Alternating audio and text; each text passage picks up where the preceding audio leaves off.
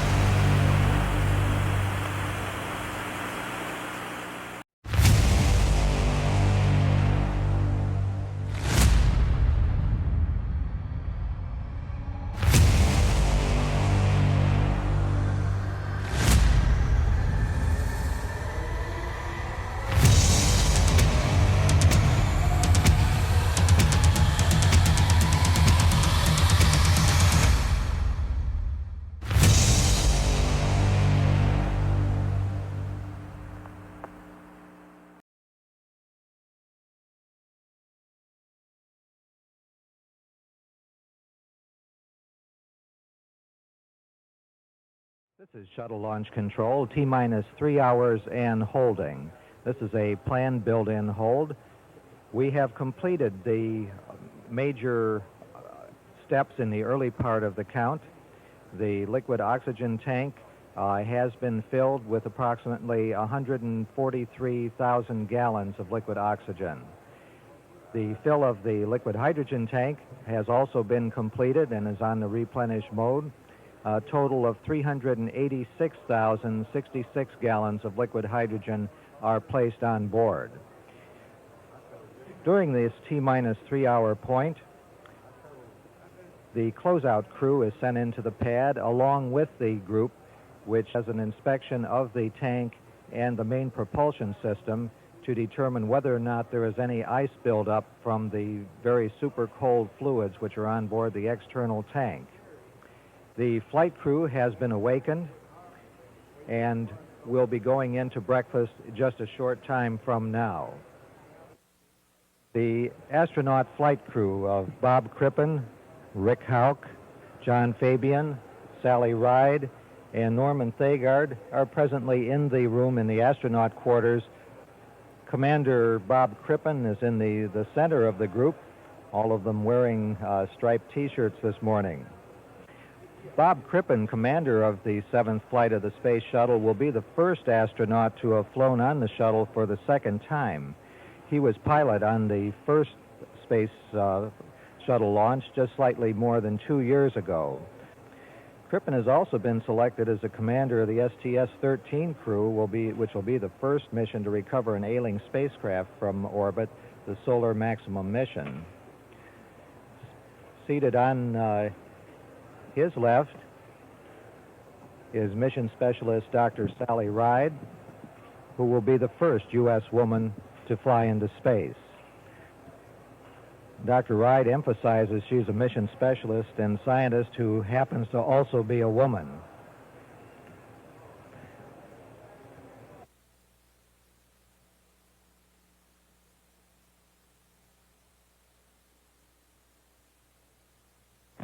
This is Shuttle Launch Control, T-minus 2 hours, 28 minutes, 15 seconds and counting, and our astronaut crew has just left their crew quarters, moving into the elevator to come down to the first floor of the O&C building for their trip to the pad. Commander Bob Crippen leading the way, and everybody crowding into the elevator so that they can get down to the bottom.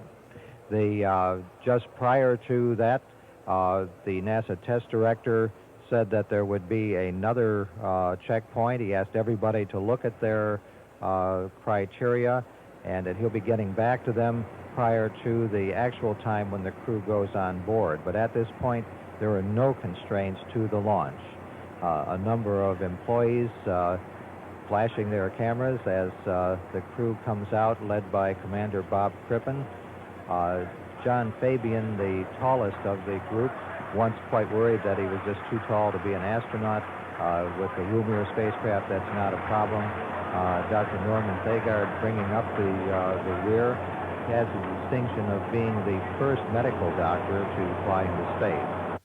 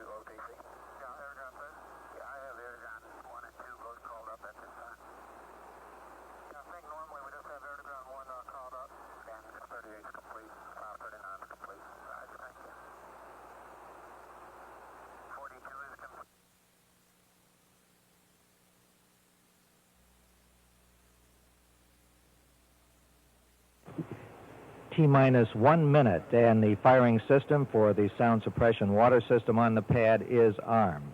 T-minus 55, the hydrogen igniters under the orbiter's engines have been armed. These devices are used to ensure that hydrogen flowing through the engines does not accumulate, causing a small explosion and pulse or pressure pulse at engine ignition. T-minus 35 seconds. We're just a few seconds away from switching command to the onboard computers. We've gone for auto sequence start. T-minus 25 seconds and counting. The sequencer on board now controlling the final seconds. T-minus 17 seconds and counting. The body flap and speed brake are in launch position. T-minus 10, 9, 8, 7, 6. We go for main engine start. We have main engine start and ignition and liftoff. Liftoff of STS-7 and America's first woman astronaut. And the shuttle has cleared the tower. Roger your roll, Challenger. Houston now controlling. Mission control confirms roll maneuver started. Ground time on all hands channels 217 20 seconds. Russ looks good. 25 seconds. Roll maneuver completed. 30 seconds. Challenger now 1 nautical mile in altitude. Throttling engines down now to 75% as programmed. 40 seconds. Challenger now 2.5 nautical miles in altitude. 45 seconds. Challenger now 3 nautical miles in altitude. 50 seconds. Coming up now and create a maximum aerodynamic pressure on the vehicle. 55 seconds. Challenger 4.5 nautical miles in altitude. Mark 1 minute. Pass through max Q. Still looking good. Throttling engines back to 104%. Giving a go at throttle up.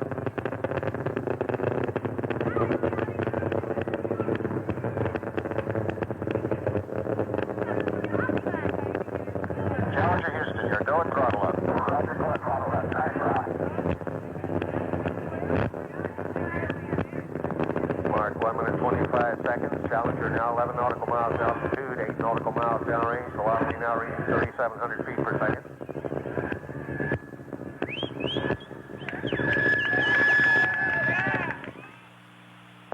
Mark 1 minute 40 seconds. Challenger now 16 nautical miles in altitude, 13 nautical miles downrange. Crippen Halleck and Company now coming into the last traces of the Earth's atmosphere. Challenger now 19 nautical miles in altitude. 1 minute 55 seconds. Challenger 21 nautical miles in altitude, 21 nautical miles downrange. Standing by now for solid rocket booster separation.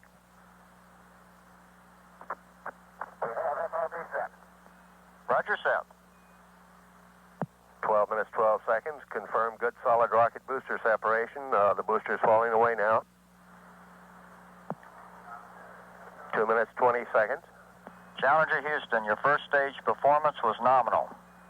Roger, nominal first stage. That was Capcom Roy Bridges advising first stage performance. Onboard guidance is converging now as programmed. Challenger is now steering for a precise window in space for main engine shutdown.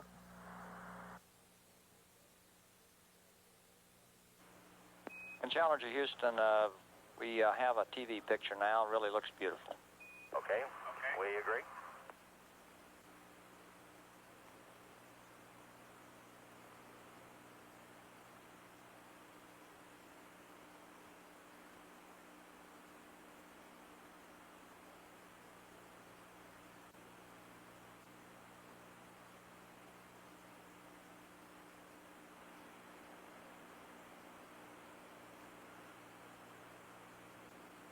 Okay, Houston, things are looking good on board.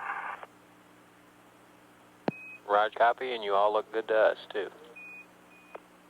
Okay, you got us about another minute here away.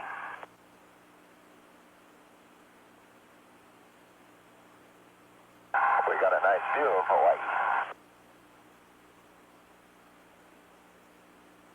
We understand we saw some good views of the Earth, your cameras, as well as yourself. Much better from this perspective.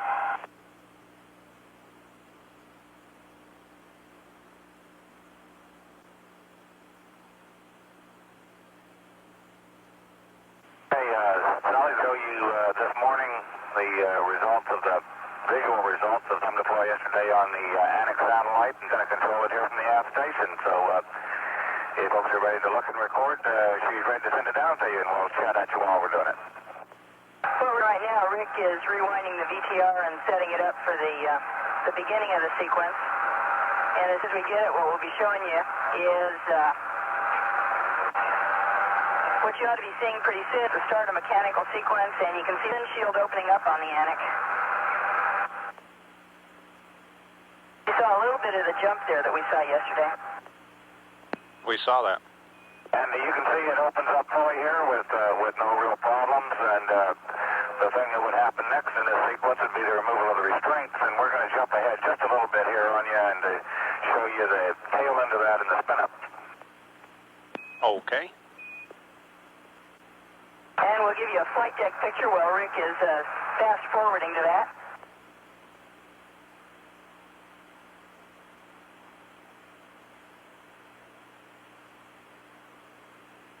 And right now, the restraints are just coming out, and it's about to spin up. And there it goes. Of course, we spin it up to 50 RPM. Yesterday, we saw 51.0 RPM at the top of the cycle.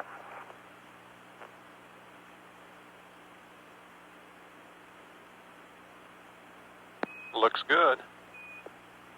It's taking about 30 amps on each of the motors, and then when we got stabilized down, it was taking 6 to 8 amps. Looked real good.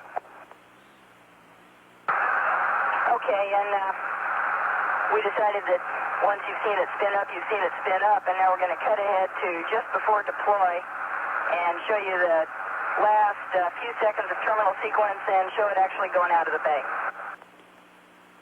Okay. And of course, what's going on in the meantime there is getting the spacecraft configured and ready for its flight, and then getting the various ordnance and safe and arm devices ready to go just prior to the time that the GPC releases the Anik. Okay, and we've got it on now. You ought to be a picture of it spinning up in the bay from camera Alpha. Looks great.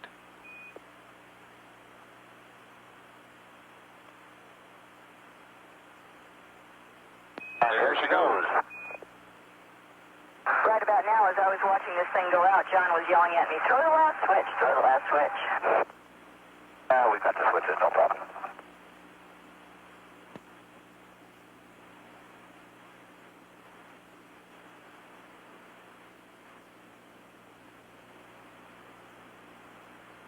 I'll agree this is by far the best simulation of a PAM deploy that we've yet seen. Yeah, that's the best one we've seen in a while. The visuals are a lot better, and we appreciate you keeping SimSoup behind his curtain where they couldn't put in any malfunctions. We'll handle the pan and tilts on the stuff in the middeck if that's okay. I mean, not on the middeck, correction, in the back in the payload bay, and y'all can play with all the other stuff. That'll be fine, Grip. If you look in the aft cockpit, you'll see that the doc here has his stethoscope out.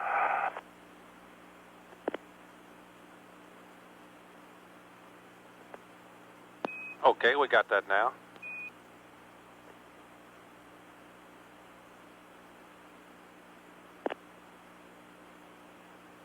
We're getting a lot of glare off of Norman's head. Yeah, I noticed that. Wasn't nice, Big John. Wasn't nice. It's hard to set up the lighting for Norm. I have a comm problem here of some kind. That could happen with any one of us. That's Sally. Yeah, I was going to say except Sally. That should be a little bit better. We've all decided to be nice to Norm, though.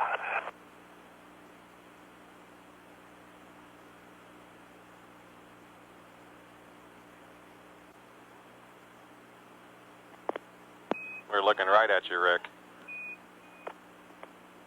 Hello, Steve. Well, I'm looking right back at you. We were kind of hoping to seeing some of the lava flows over Kilauea, but our attitude may prevent that. We copy.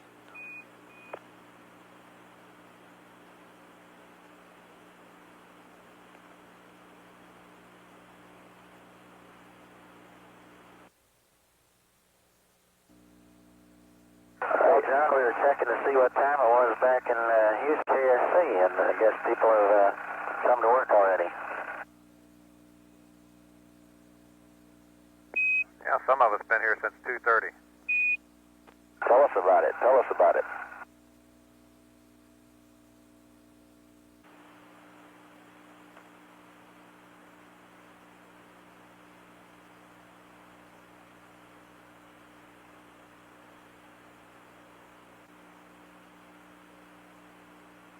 And we got 2 sun fuel motors enabled at this time. We copy. Showing good current, 0.2 amps on both motors. And Crip reports that it's coming open. And nominal amps, 0.2 on each motor. Copy, and we got a good picture.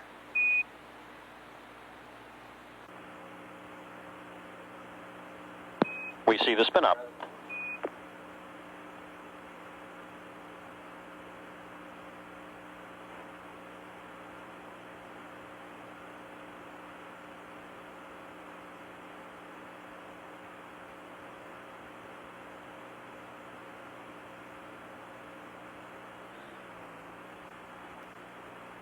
Okay, and what you're seeing now is the very end of terminal sequence.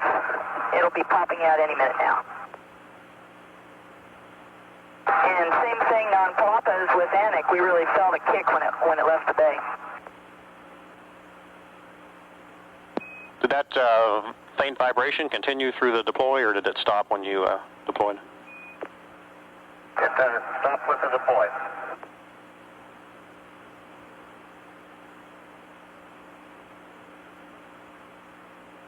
That's real pretty. That's my first view of it. Beautiful.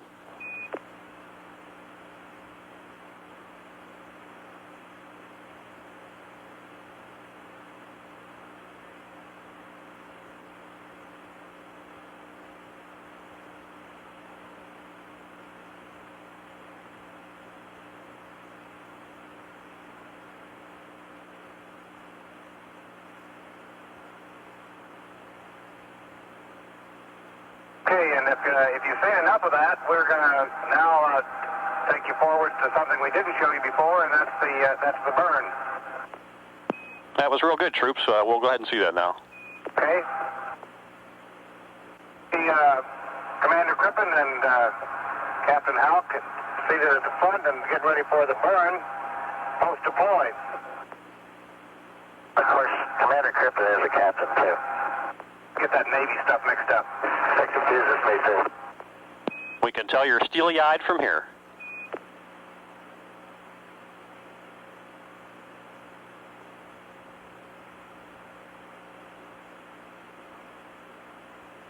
We're all real pleased, obviously, to be a part of the 4th successful PAM delivery, and we look forward to many more as the years go on. Well said, John. We feel the same. And I can tell you that whole system will really perform smoothly.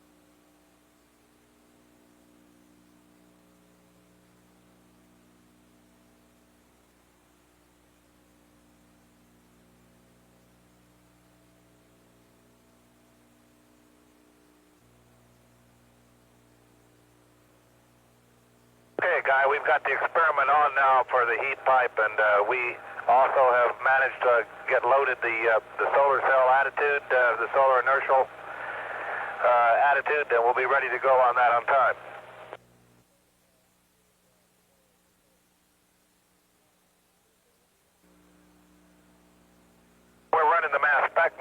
guy in program 4.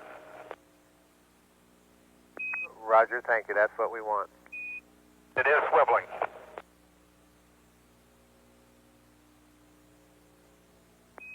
And Challenger, we'd like the heat pipes turned on now, even though we're away from the terminator. Okay, I copy that, and it's in work. Thank you.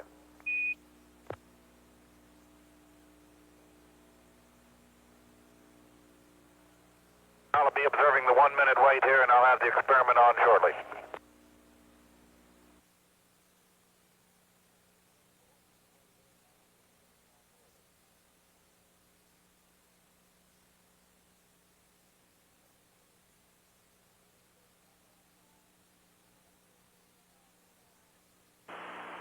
Okay, I activated it at 2 days, 20 hours, 43 minutes, and as soon as we started the system status check, we got an out of range on pressure 1, and it was reading 0, essentially.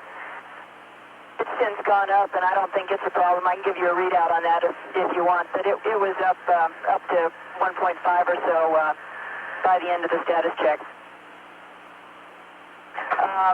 I kept going, and when we started the system 0 check, when I started it, we got an out of 13.8. I think it's set to trip at 13.7. It went up as high as, negative 13.7. It went up as high as negative 18.5, and it looks like it's coming down now. I got a readout on Delta P1, Delta P2, Delta P3, and Delta P4 if you're interested in them. Sure, we'd like to hear those, Sally. I figured you would. Okay, I'm reading the current values. Delta P1 is negative decimal 1. Delta P4 is 1.0. Delta P3 is negative 1.2. And hold on a second, let me call it Delta P2.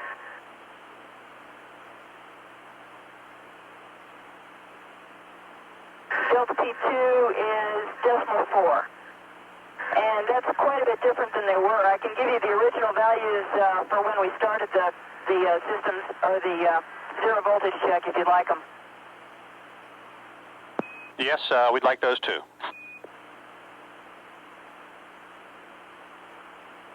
Okay. Beginning of 0 voltage, Delta P1 was negative 17.4. Delta P2 was negative 5.4. Delta P3 was negative 13.2. And Delta P4 was positive 2.4. So it looks like the system has stabilized throughout this the 0 voltage check. Looks like it's going pretty good now. Okay, and we'll get back with a confirmation on that, Sally. Okay. And John, we also have some VTR of the CDR exercising that we can play down to you if you'd like to do that at any time. That ought to be priceless. I could describe it another way. Priceless is a good description.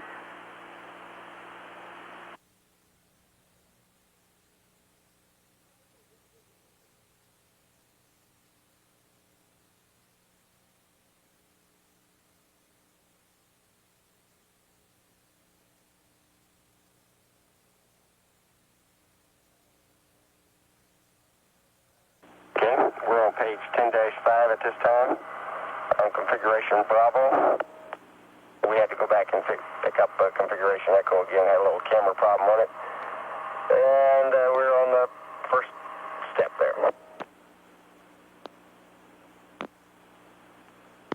Okay, sounds like you're a little ahead of time. To be ahead of the timeline.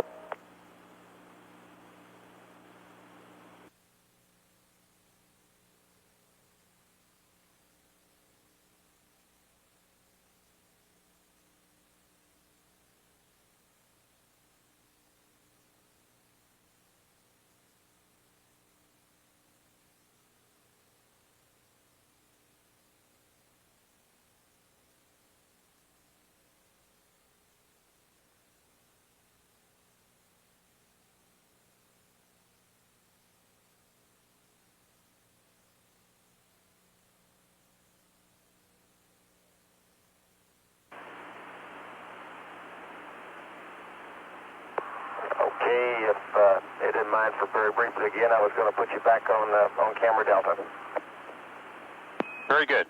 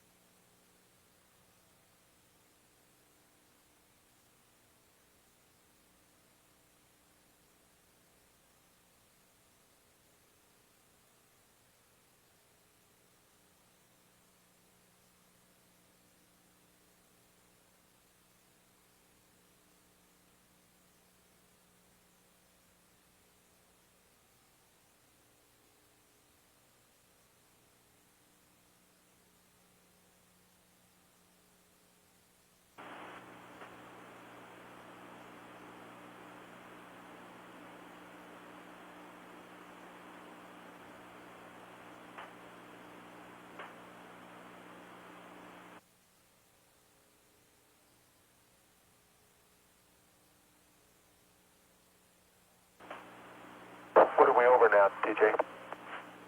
Just south of New Orleans, I'd guess. Okay, coming down J86 maybe. Looks like it.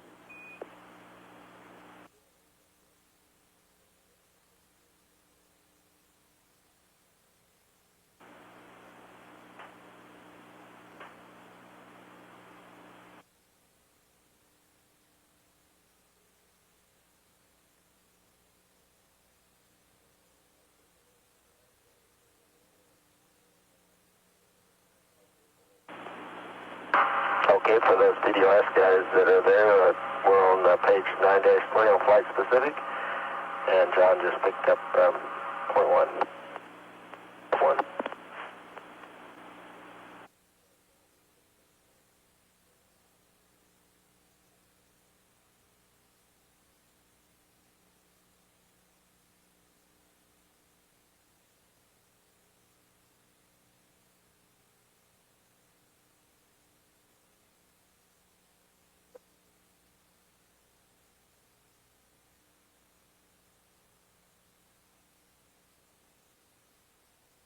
Give you a playback of that last departure.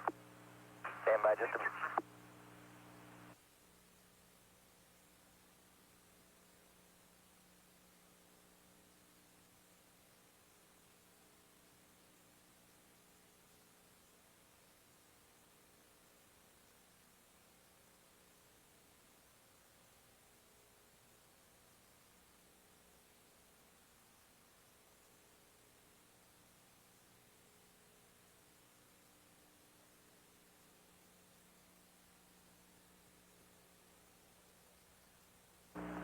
Weather flight, Houston. Houston weather flight, go ahead. Roger, any last minute updates, Dick? Negative, everything the same as before. Okay, thank you very much. Are they targeted for 1-5, I'm assuming? That's affirmative. Okay.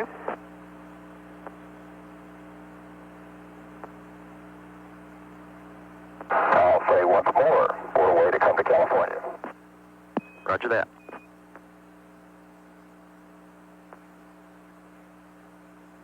Coming right down the San Joaquin Valley.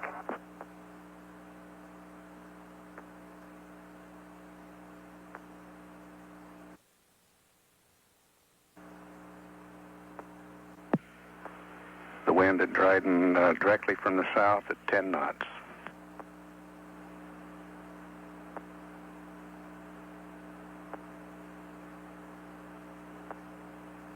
Challenger's airspeed 255 knots, altitude 34,000 feet. Touching the hack now. 18 miles to touchdown.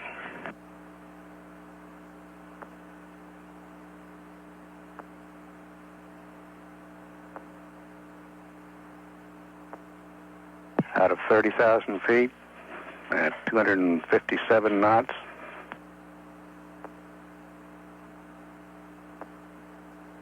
Begin Beginning the wide sweeping left turn around the hack.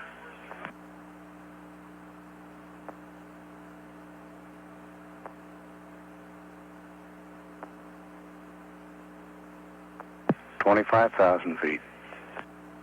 260 knots.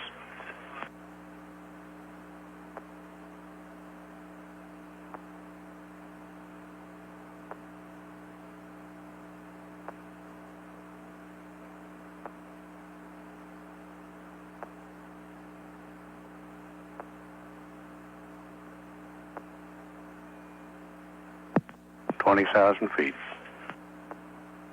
258 knots.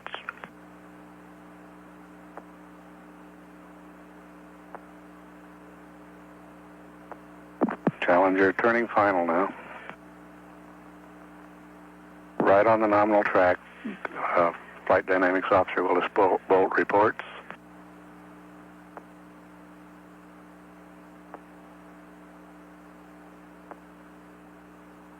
On glide slope and turning toward the center line. 14,000 feet.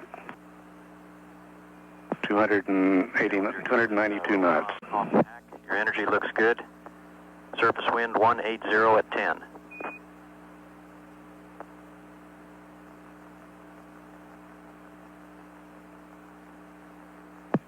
$10,000 feet at 282 knots. On glide slope on center line.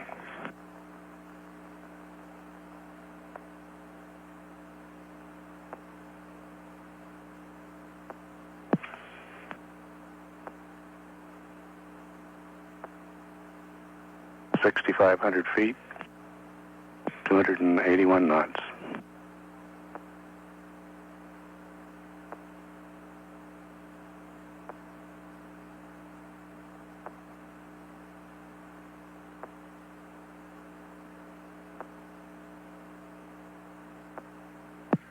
$2,900 feet,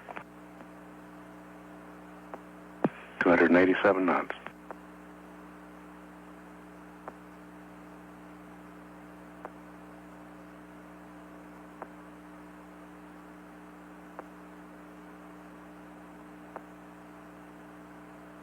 Gears coming.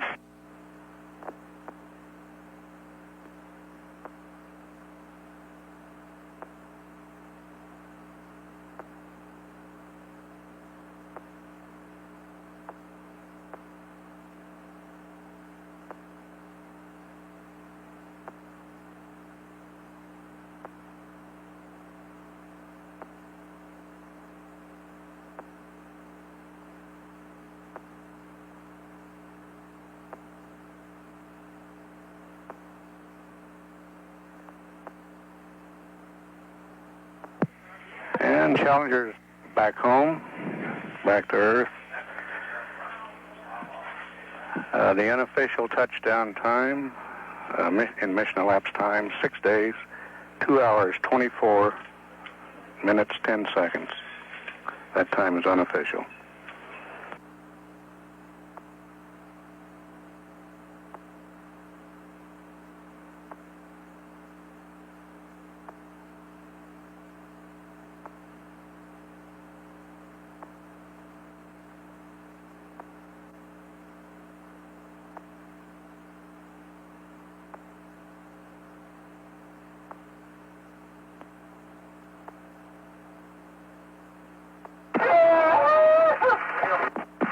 Challenger is liftoff. Roger, we see that. Congratulations, a great looking landing. And from the entry team, got some good news. Good news is the beer is very, very cold this morning. The bad news is it's 3,000 miles away. That's what I was afraid of. And I'll hand you over to the good guy Gardner here, and he'll talk to you about your post-landing. Roger that. And Challenger, we're going to go through the nominal post-landing procedures, and then may bias that later based on the ammonia and how it holds out. The only deltas are, as you know, delete the hydraulic load test, and then just a reminder that the body flap read writes that we added via teleprinter are not required at Edwards. We understand that. Uh-huh.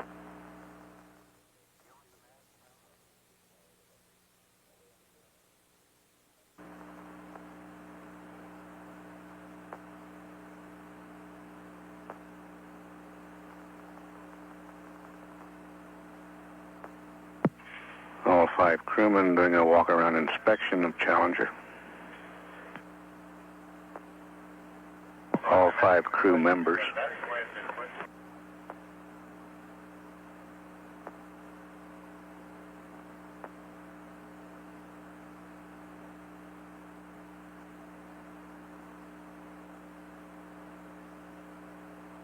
Hey, leader, safe.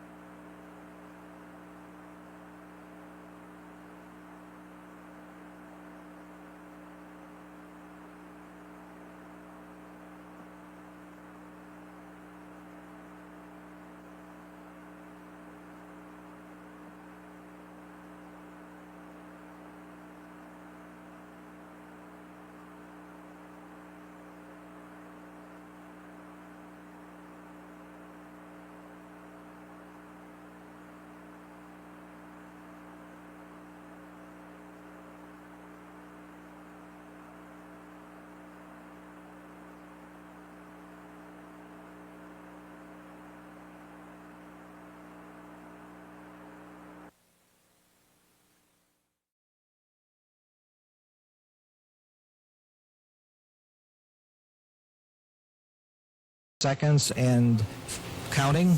The body flap and speed breaker in launch position. T-minus 10, 9, 8, 7, 6. We go for main engine start. We have main engine start. And ignition and liftoff. Liftoff of STS-7 and America's first woman astronaut. And the shuttle has cleared the tower. Roger, roll, Challenger. Houston now controlling. Mission control confirms roll maneuver started. Ground time on all AM channel 217 Philly. 20 seconds. Rust looks good. 25 seconds. Roll maneuver completed. 30 seconds. Challenger now 1 nautical mile in altitude. Throttling engines down now to 75% as programmed. 40 seconds. Challenger now 2.5 nautical miles in altitude. 45 seconds. Challenger now 3 nautical miles in altitude. 50 seconds coming up now and create a maximum aerodynamic pressure on the vehicle. 55 seconds. Challenger 4.5 nautical miles in altitude. Mark 1 minute. Pass through max Q, still looking good. Throttling engine back to 104%. Give it a go at throttle up.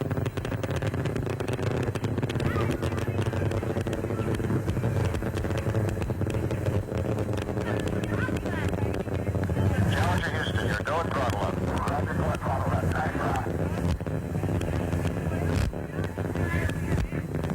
Mark 1 minute 25 seconds. Challenger now 11 nautical miles altitude, 8 nautical miles downrange. Velocity now reaching 3,700 feet per second.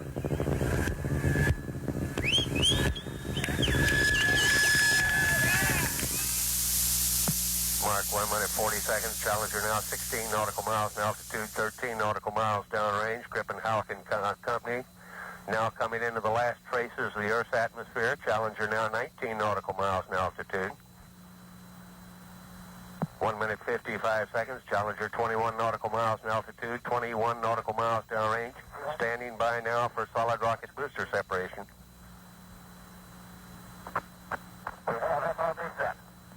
Roger, sound.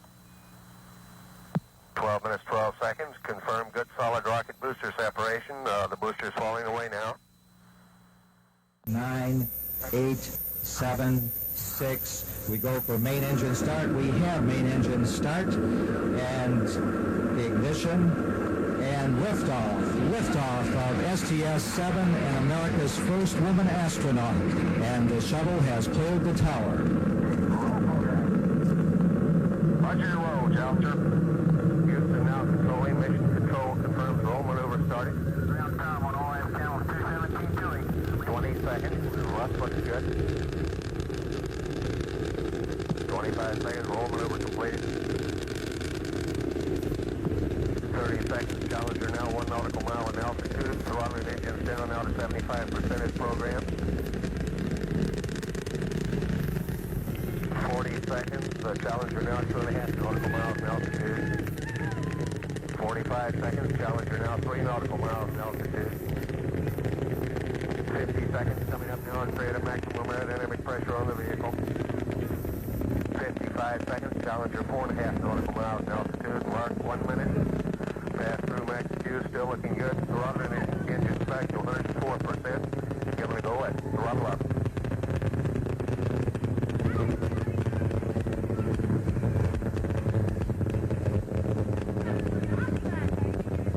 Challenger Houston, you're going throttle up. Roger, go at throttle up. Nice, Mark 1 minute 25 seconds. Challenger now 11 nautical miles altitude, 8 nautical miles downrange. Velocity now reading 3,700 feet per second.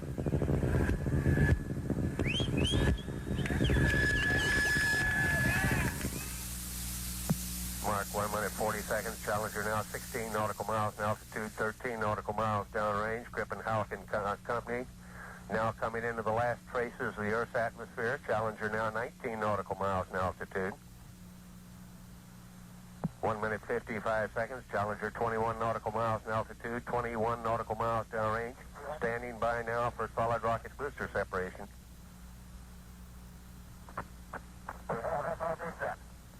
Roger, set. 12 minutes 12 seconds. Confirm good solid rocket booster separation. The booster's falling away now.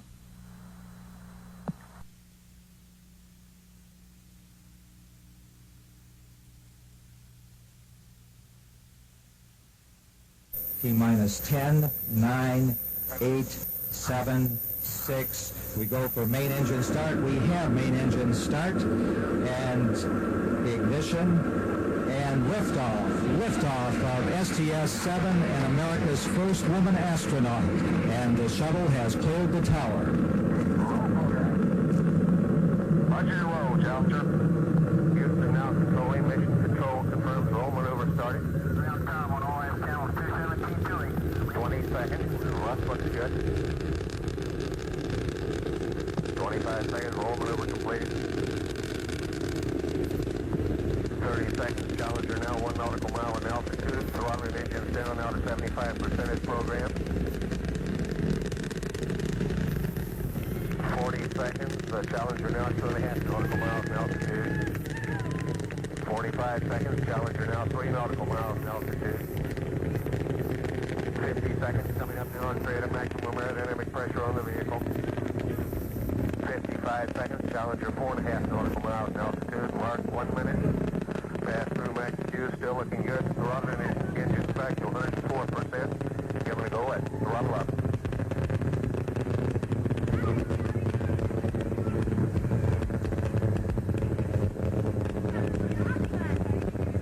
Challenger Houston, you're going throttle up.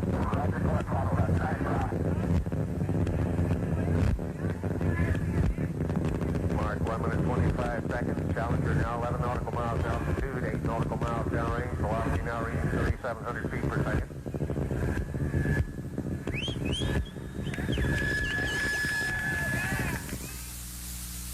Mark 1 minute 40 seconds. Challenger now 16 nautical miles in altitude, 13 nautical miles downrange. Grip and Halleck and Company. Now coming into the last traces of the Earth's atmosphere. Challenger now 19 nautical miles in altitude. 1 minute 55 seconds. Challenger 21 nautical miles in altitude, 21 nautical miles downrange. Standing by now for solid rocket booster separation.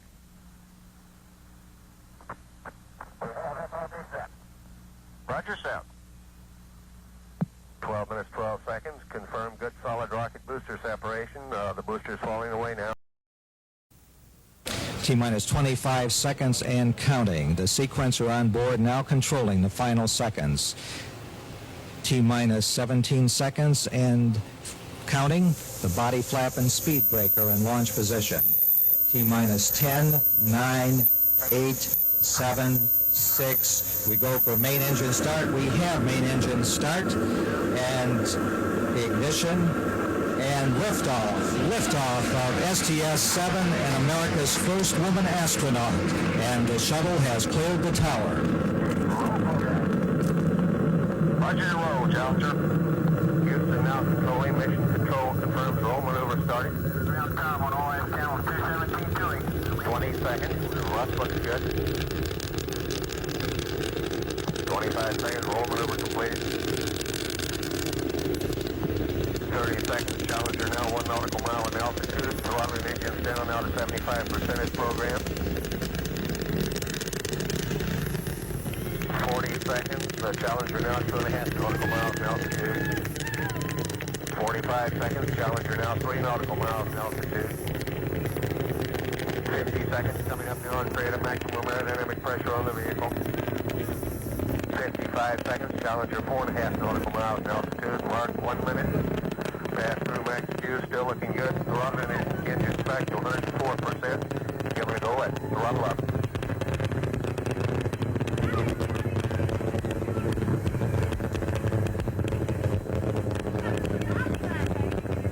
Challenger Houston, you're going throttle up. Roger, go at throttle up. Nice rock. Mark 1 minute 25 seconds. Challenger now 11 nautical miles altitude, 8 nautical miles downrange. Velocity now reaching 3,700 feet per second.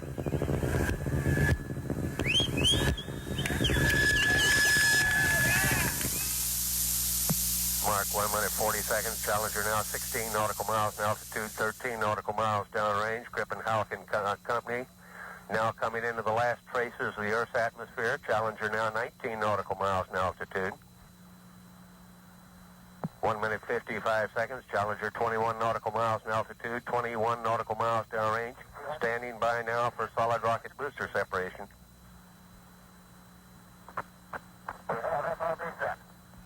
Roger, sound. 12 minutes 12 seconds. Confirm good solid rocket booster separation. The booster's falling away now. 2 minutes 20 seconds. Challenger Houston, your first stage performance was nominal. Roger, nominal first stage. That was Capcom Roy Bridges advising first stage performance. Onboard guidance is converging now as programmed. Challenger is now steering for a precise window in space.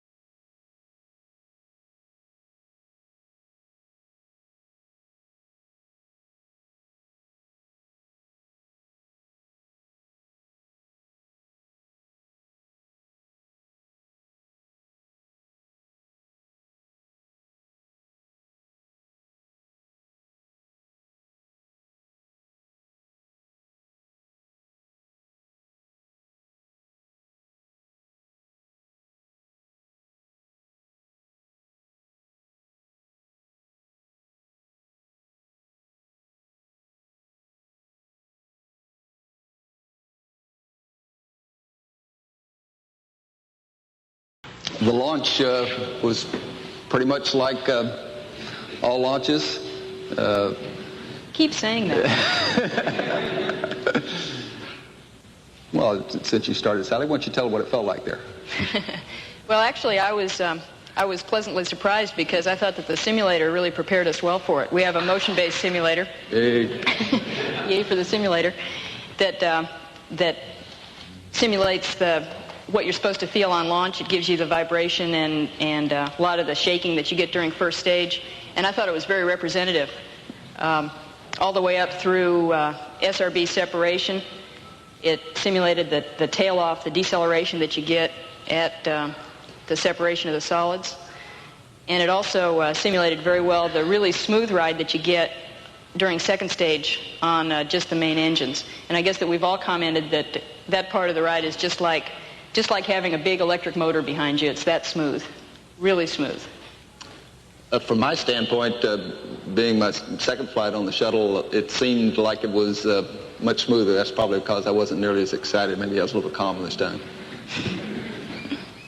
But it really is a super machine. Performs well. It's really nice to have an experienced tour guide there, too, because he could tell us what was going to happen. And I think everybody in the cockpit was having fun. This is right after we opened the payload bay doors, and I believe we're passing over Mexico, the coastline of Mexico there, and it's just to show you what it looks like as we're tailed down to the Earth, passing over the both land and sea areas. Clouds were very beautiful. There's a poor old CDR trying to get in his chair. We wanted to get shots in here of each of the crew people, so you'll see us go from one to another as we're maneuvering around the flight deck. This just proved we all were there.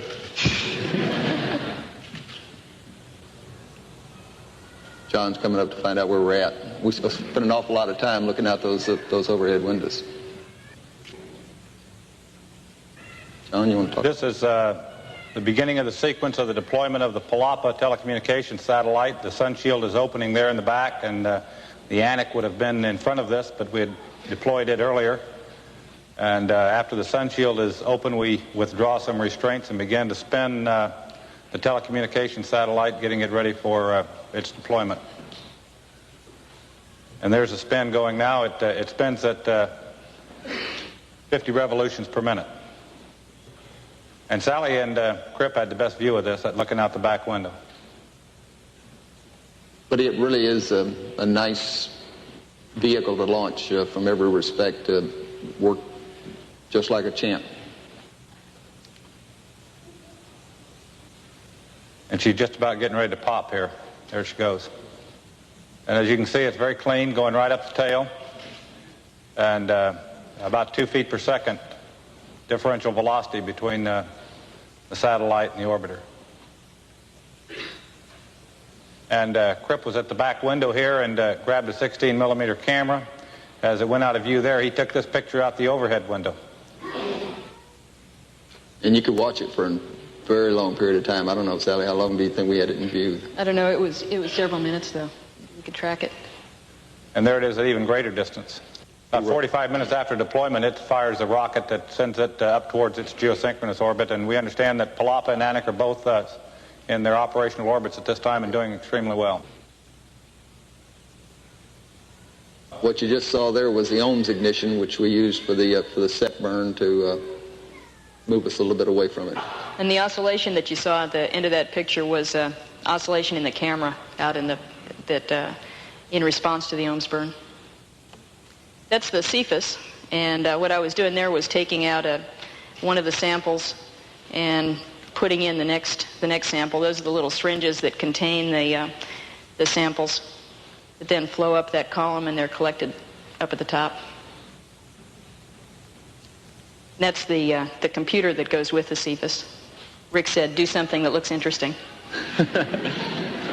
I don't know, but every time she'd come up to the flight deck while she was supposedly operating Cephas, and she'd be up there a while, and this thing would go beep, beep, and she said bye, and she would go back down there to tend to it again. There's Dr. Thager doing a little medical stuff. Norm, you want to Well, our patient wouldn't give us permission to show him, but it was John. We now have a contest to see who can identify the person on the treadmill. Right. The old CDR trying to get some exercise. That treadmill works very well from trying to simulate 1G again, but it's enough to. It's not exactly like running here on Earth, but it makes you work up a sweat and use your legs a little bit, which is what the intent is. And this is a collection device looking for microorganisms about the orbiter. It's a little fan that pulls them in and separates them. This is just to prove that I got on the treadmill too. Sally was working very hard, and I was up near the pantry, and we found a bag of cashews. You had to be quick to grab the cashews, because Sally was...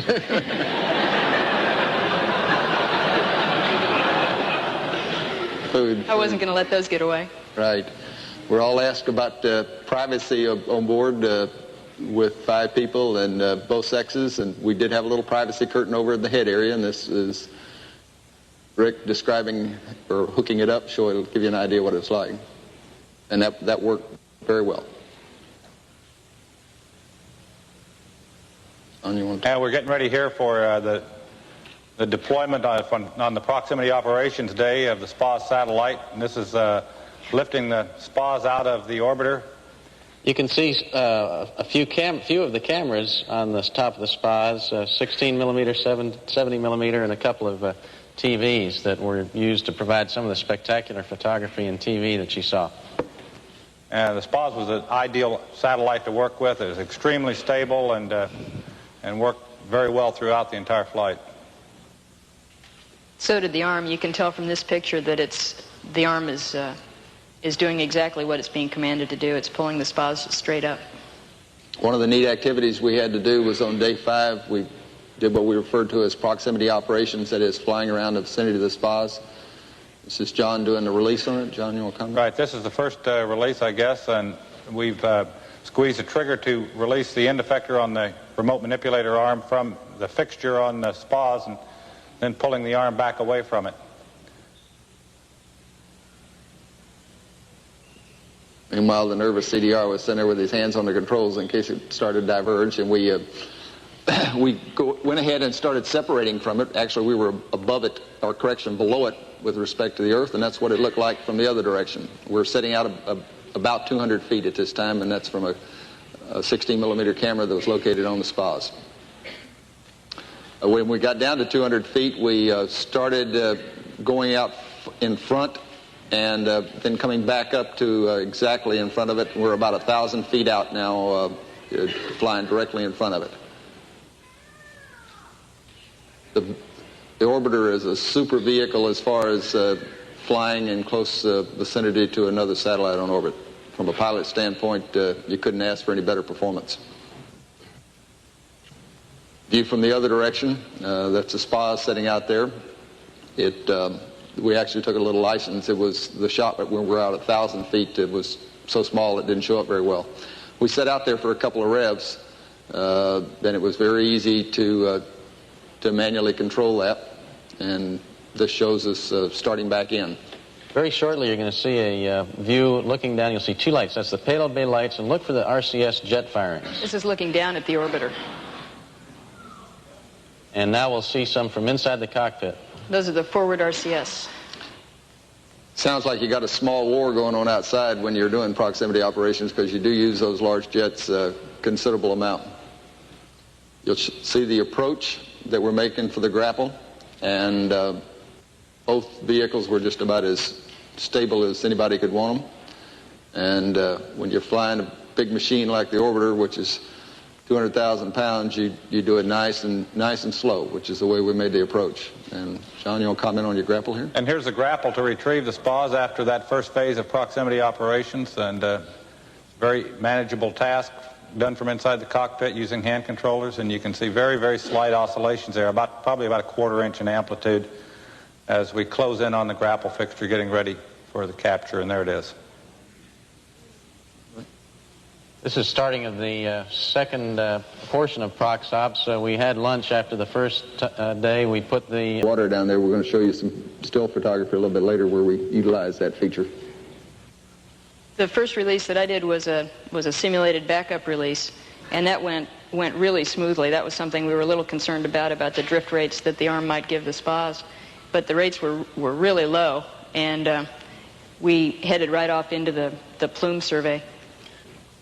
The purpose of the plume data take, as you know, is to fire jets at the spas and use post-landing measurements from the spas to see how much upset there was due to the jets. And we're looking down from the spas now during that phase of operations, firing one of the nose jets up near the black nose and looking for any motion. There was very little detectable motion except during one of the aft maneuvers. Here we're flying up and over the spas in what is known as the inertial approach. We're reorienting the orbiter's axis to align with the proper grapple fixture axis on the spas. We're looking through the COAS there, the optical sight, and that was one of our aids in making sure that we're maintaining position on it. We're out at about 200 feet, maintaining that radius as we fly around it. You can see we've passed up and over the spas and almost going around a little bit behind it now. We had purposely maneuvered the spas out of the attitude that it had been in for the entire flight, and then the point of this was to maneuver the orbiter as well to line up its axes with the spas axes.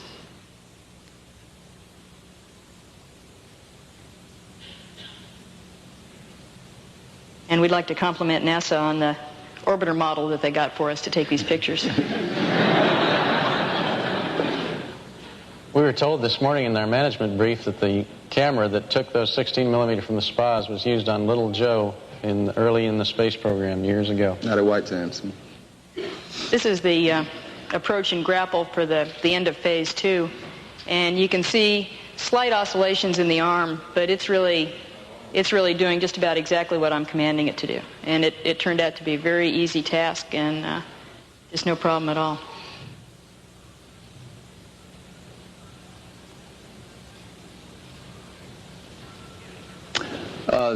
This is actually a still shot that was taken during entry by John, and he did a super job of capturing what it looks like outside the windows. That's just about the perfect color of the globe. We spent most of the time in the darkness during entry. The vehicle had no surprises. It flew just like we anticipated it would. Our cross range for the entry we flew was a little over 730 miles, nautical miles, which is the max that the shuttle has done thus far. We did end up doing some entry maneuvers because of that cross range, but we picked up the most important ones. This is showing us coming in over the heading alignment circle. I took manual control just about the time we were overhead Edwards flying manually. This is a camera that was mounted over my left shoulder because they said they wanted some shots of what it looks like in the cockpit. Shows you what it looks like out of Rick's window. The vehicle is super from a pilot standpoint. We had a heads-up display mounted in both Rick's and my windows that we were utilizing, and it allowed us to control our management energy just like we wanted it to.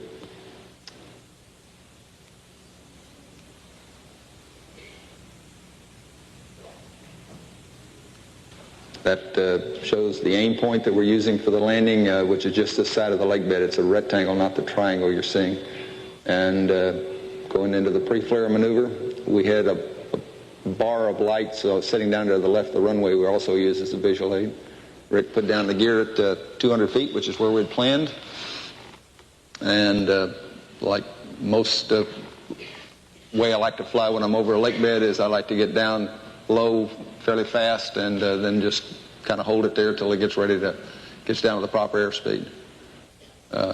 It was just like flying our shuttle training aircraft. As far as I was concerned, it handled very nice. We waited till we touched down about 205 knots, and we waited 180, and we derotated it to get the nose down the deck, and we basically used light braking, hardly any braking at all. The touchdown was so light that John and I wanted to call the convoy to find out whether we had touched. Right. I had a pair to say that. I got some coming too. Okay.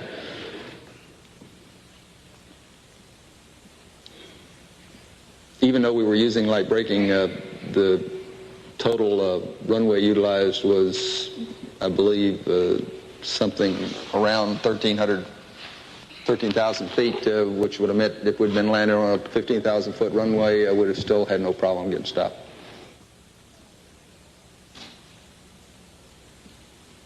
It is still a super machine. There really is. Even managed to get back to the center line of the runway after I had to roll all that way. You can tell by the shadow behind the orbiter how early it was in the morning at Edwards. Of course, a lot of you know that because I'm getting up so early.